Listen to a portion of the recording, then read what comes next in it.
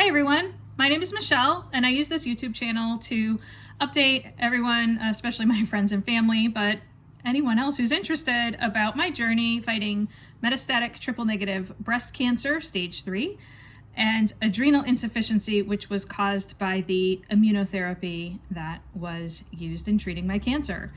I am also following a carnivore diet. I was off the rails a little bit when I had the adrenal crisis, but I am back on carnivore full-time now and feeling wonderful back on carnivore. So this is my radiation recap video. Today was my last radiation treatment.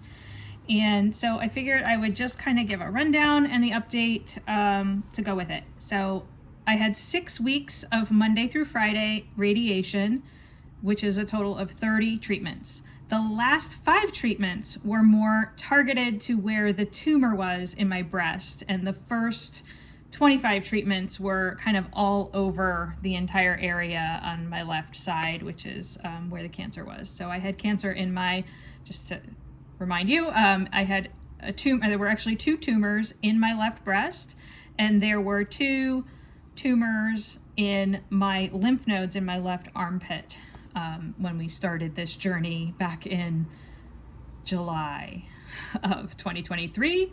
It is now May of 2024, May 7th of 2024. So we did 20 weeks of chemo. In the middle of that chemo, or toward the end of that chemo, I had an adrenal crisis when my pituitary stopped producing ACTH, telling my adrenals to produce cortisol. So I had no cortisol in my blood, and that became life-threatening. And so now I have central adrenal insufficiency as well. And so the side effects of radiation, the most prominent side effect that they warned me about was fatigue.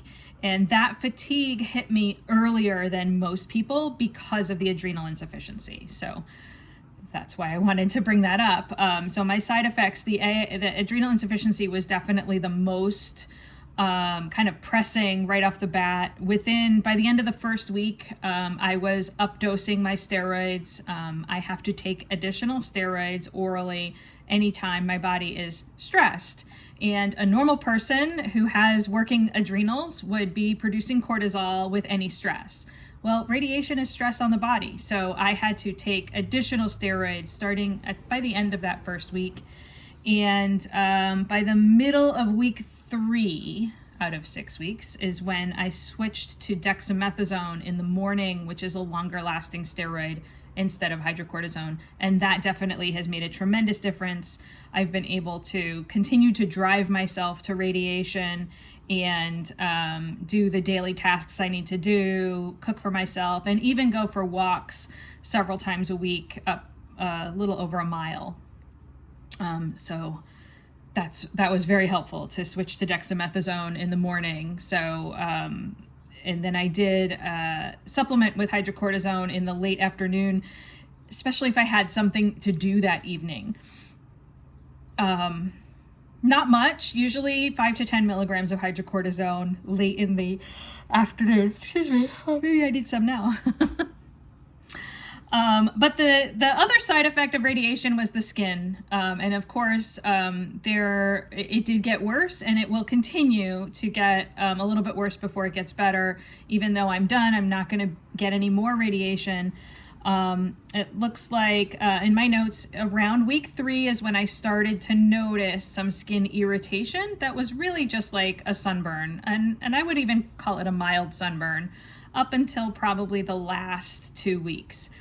And then it became a very deep purpley red, and the last week it started to peel a little bit. And so I do have some pictures that we took that I'll zoom in, and I'm gonna post those here to kind of show you the when it started to get bad, what it looks like.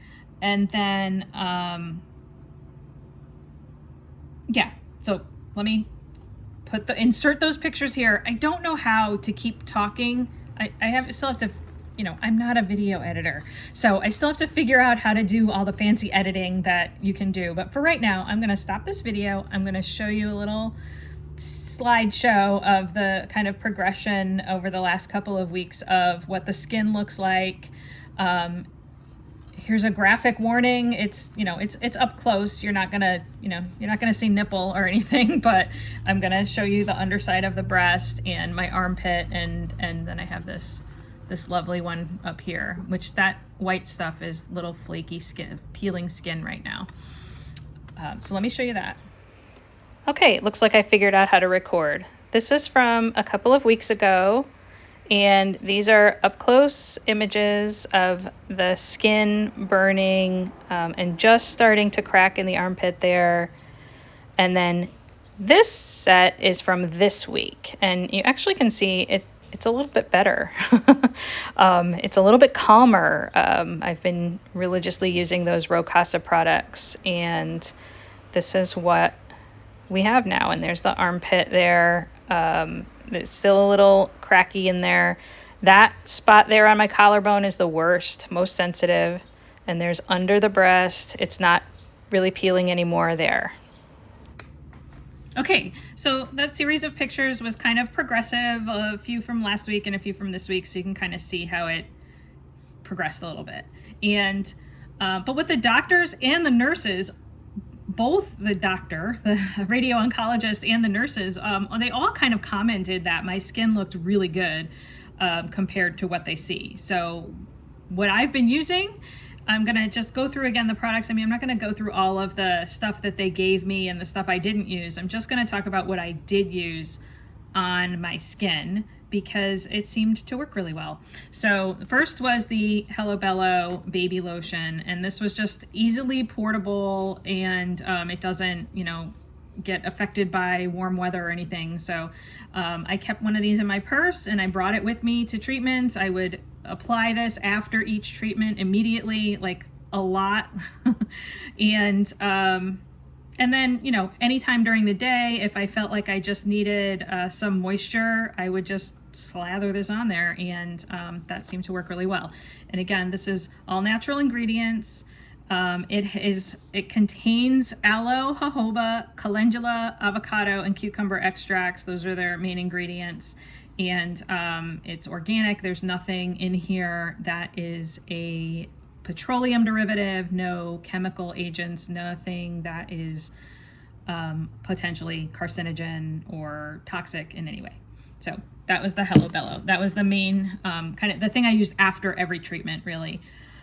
And then I used calendula just directly, just straight calendula. Anytime it started to feel itchy or burning, like if I could feel burning, like this spot right up here does burn if I touch it and I graze it. It's very sensitive, and so calendula is the other thing that is kind of the kind of go-to. I'm gonna put these out of the sun here, and then the rest of the stuff that I have is from Rocasa Organics, and again, I'll link to them in the description. And these are some of my favorite products. They're very soothing to the skin. And let's see, in the order that I kind of apply these, I apply the after sun spray after each shower. And I have also applied this when I have gotten home from radiation, if I felt I needed something a little extra. And this just contains distilled water, organic prickly pear seed oil, French seaweed, colloidal silver, methyl oil, and then therapeutic grade essential oils of peppermint, lavender, camphor, and eucalyptus. And it's extremely soothing to the skin. So I usually put this on after each shower mainly. And again, it's after sun spray. And this is something I'll be bringing with me, on vacation or anytime I happen to be out in the sun, unprotected or protected. After coming out of the sun, I like to use something like that. It's very soothing to the skin. My next favorite, I apply this every night before bed, and that is the Skin Soothe lotion. I love this. It is raw, organic, unrefined, cold pressed coconut oil, raw shea butter, and then therapeutic grade essential oils of frankincense, lavender, cedarwood, geranium, and patchouli. That's all that's in this. It looks like coconut oil. When you apply it, it's very oily, but extremely soothing. And I apply this at bedtime every night.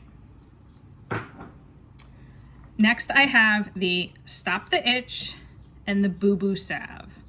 And so these are both if I need a little something extra, especially on this spot right here or the other spots. I have a spot under my arm, a spot right around the areola, and a spot underneath the breast that are peeling. They got very, very itchy when they started to peel, and I would apply the Stop the Itch pretty much nightly. Again, at bedtime, that's when it's noticeable, when I'm trying to fall asleep. So the Stop the Itch I use a lot, maybe not every single day, but almost every single day. And the Boo Boo Salve, more this week than last week. Those areas, again, that started peeling last week, if they're not healed over yet, with new skin, they're still a little sensitive, and I've been using the Boo Boo Salve on that. And so those are both awesome products as well. And that's it. That's what I've been using on my skin so far, pretty much exclusively. Those are my mainstays. And the doctor said that my skin overall looks really, really good. And yeah, that's it. And so today was graduation, and I had my last radiation treatment, and they gave me these discharge instructions, which talk about what's going to happen next. And so just to kind of let you see this, I'm going to take a picture of, or I'll actually, hold on, let me just, okay, just turn this around here. So side effects after treatment. So may experience continued skin issues from the side effects of radiation for 2 to 4 weeks after our last treatment. They will slowly improve after that.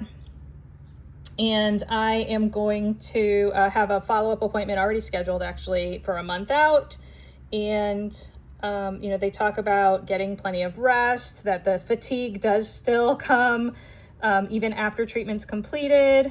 And so the skin in the area that received radiation is more sensitive to sun exposure. So they recommend an SPF of 30 or higher for a year. So just, this is what they gave me.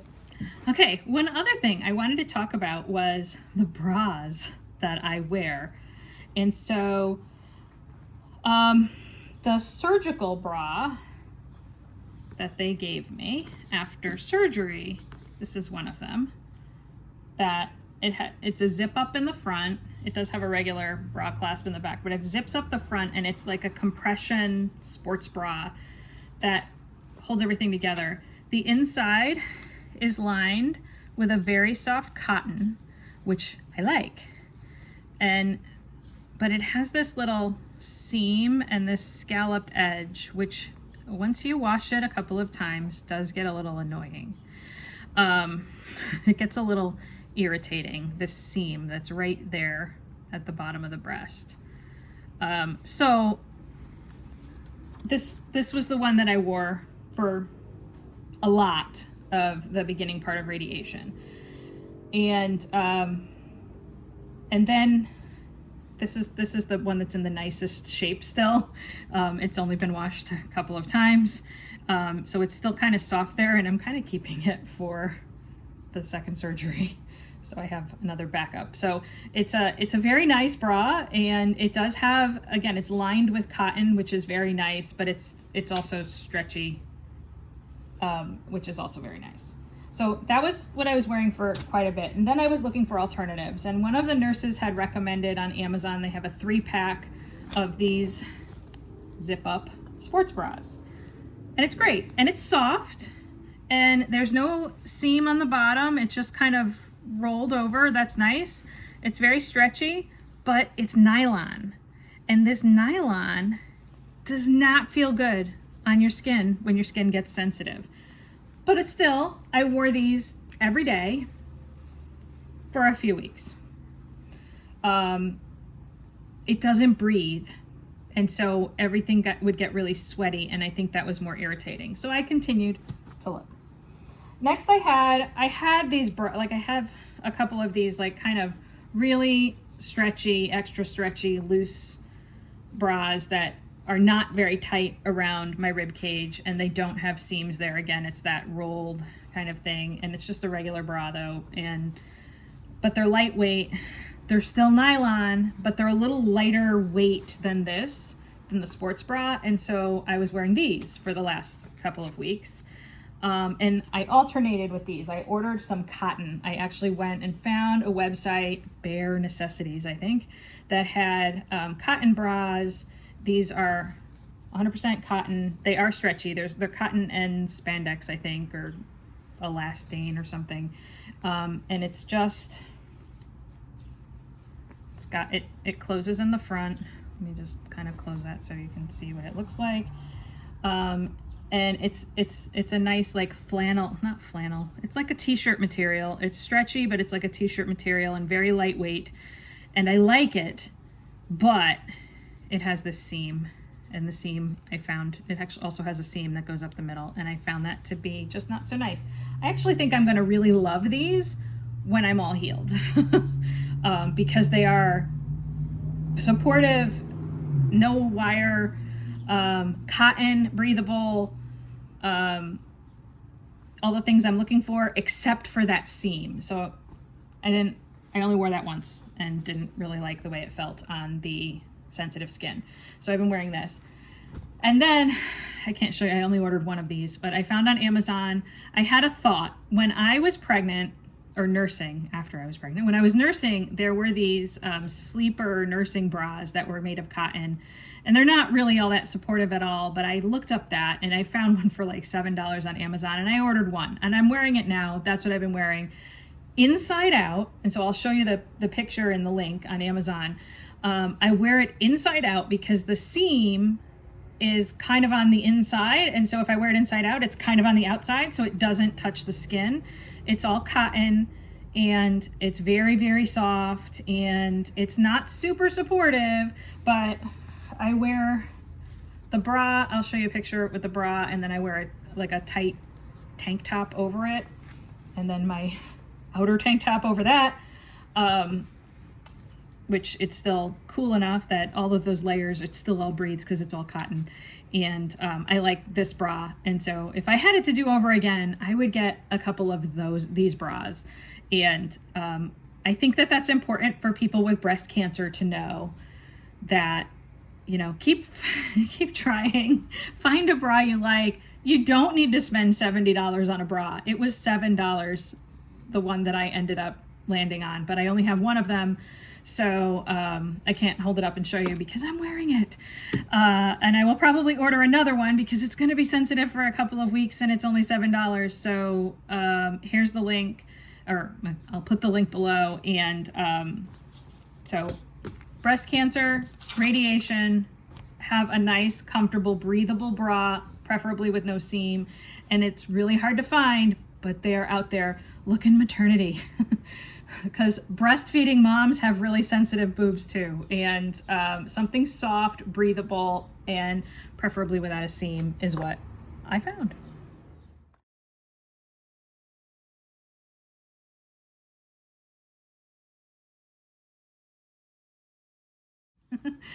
As I finish that thought. And so I do have as well a sun shield. I'm not sure what the SPF is on this from Rocasa. It doesn't say, but I have used it before. It's pretty thick, and so I'm thinking it's probably pretty sufficient, but I'm going to double check with them on the SPF on this. And then I've looked into some other kind of natural alternatives to what you would get in the drugstore for sunscreen, because sunscreen and sunblock also has some pretty harsh chemicals in it that can cause cancer and be endocrine disruptors. So trying to avoid that stuff as much as I can, and since the skin is very sensitive, I want to cover it up with something that is as natural as possible. So hopefully the Rocasa Sun Shield will be sufficient, but I'll be testing it out in other areas first. And I also got some shirts like this that kind of cover this whole area so that I also can cover it like physically with something. I did just get this too.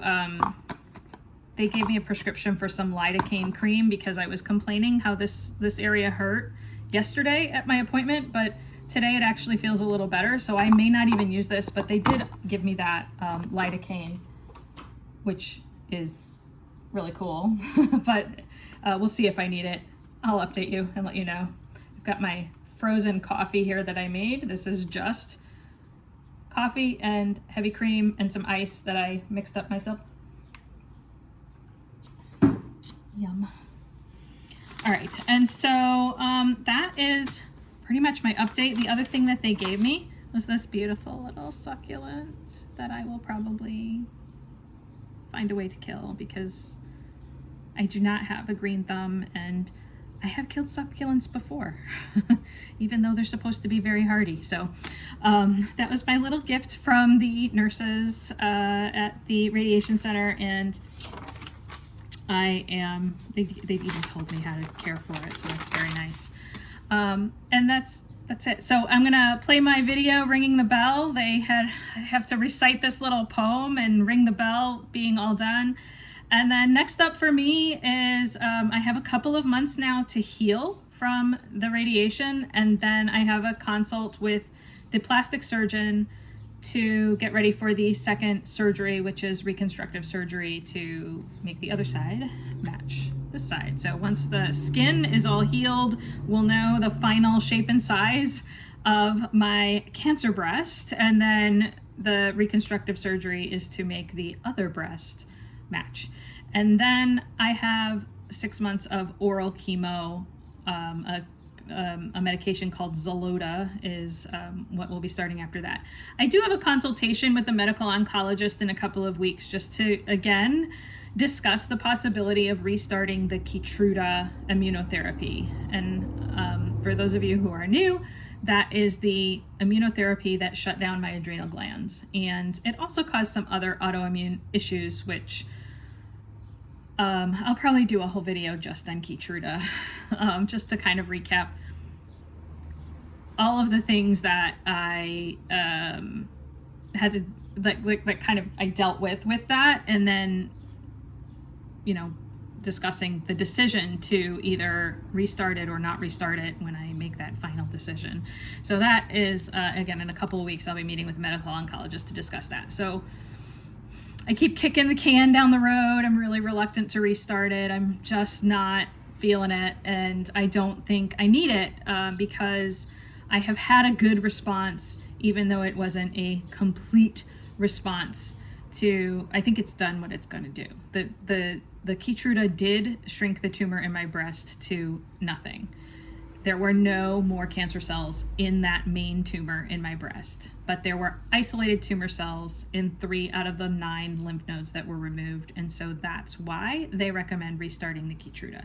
But they also took those out. Like, those were lymph nodes that were removed and went to pathology. And so since it travels linearly in the lymph system, then we're pretty confident that maybe it's done what it's going to do and we don't need to tax my immune system or trigger my immune system more than it already has. So, but we'll be discussing that in a couple of weeks. Here's my graduation video. Everybody have a great day. Woo! Okay. We're done. Ring this bell 3 times well. It's told to clearly say, my treatment's done, this course is run, and I am on my way. Yay! Yeah! Congratulations. You did it! Do you want a picture? Sure. Okay.